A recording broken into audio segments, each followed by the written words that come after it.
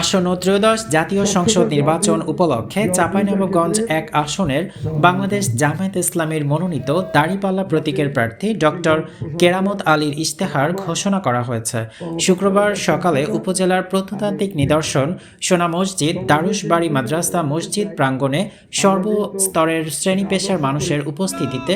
Doctor কেরামত আলী এই ইশতেহার ঘোষণা করেন। ইশতেহারে কর্মসংস্থান সৃষ্টি, তরুণ উদ্যোক্তা তৈরি, কর্মমুখী শিক্ষা, স্বাস্থ্য সেবা, চাঁপাইনবাবগঞ্জ থেকে সোনা মসজিদ পর্যন্ত রেল লাইন স্থাপন, আম ও কৃষি উন্নয়ন, ক্রীড়া ও সংস্কৃতির বিস্তার, পদ্মা নদীর ভাঙন রোধ প্রকল্প, প্রশাসনিক কাঠামো সংস্কার, সোনা মসজিদ স্থলবন্দর আধুনিকায়ন, যানজট নিরসন ও নিরাপত্তা নিশ্চিতকরণ, দুর্নীতিমুক্ত উপজেলা গঠন, নারীর ক্ষমতায়ন, পর্যটন শিল্পের প্রসার, শিক্ষার বিস্তার, নগরায়ন, শিল্পায়ন, সীমান্ত সুরক্ষা ও সার্বভৌমত্ব রক্ষা, সুশাসনের শিবগঞ্জ তৈরি এবং স্বচ্ছতা ও জবাবদিহিতা নিশ্চিতকরণ সহ মোট ২০টি বিষয়ের উপর ৯২টি গুরুত্বপূর্ণ পয়েন্ট উন্নয়ন পরিকল্পনার কথা ঘোষণা করেন তিনি। এছাড়াও প্রয়োজন ও সময় সাপেক্ষ শিবগঞ্জবাসীর পরামর্শ ও সহযোগিতা নিয়ে একটি মডেল উপজেলা গঠনের কথাও জানান তিনি।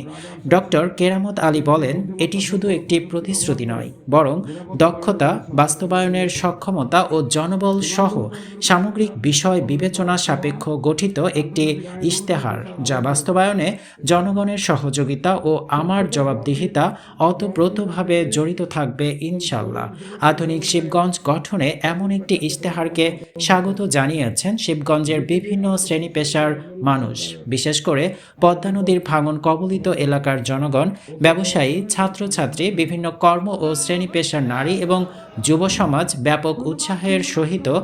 জামায়াতে ইসলামীর এই ইশতেহারকে স্বাগত জানিয়ে তা বাস্তবায়নের আশা ব্যক্ত করেছেন। এ সময় উপস্থিত ছিলেন চাঁপাইনবাবগঞ্জ ১ আসনের দাঁড়িপাল্লা প্রতীকের আসন কমিটির পরিচালক মাওলানা মোহাম্মদ সাদিকুল ইসলাম ও চাঁপাইনবাবগঞ্জ জেলা জামায়াতে ইসলামীর সহকারী সেক্রেটারি মোহাম্মদ সেফাউল মুলক সহ জামায়াতে ইসলামীর নেতৃবৃন্দ ও বিভিন্ন শ্রেণী পেশার মানুষ উপস্থিত ছিলেন।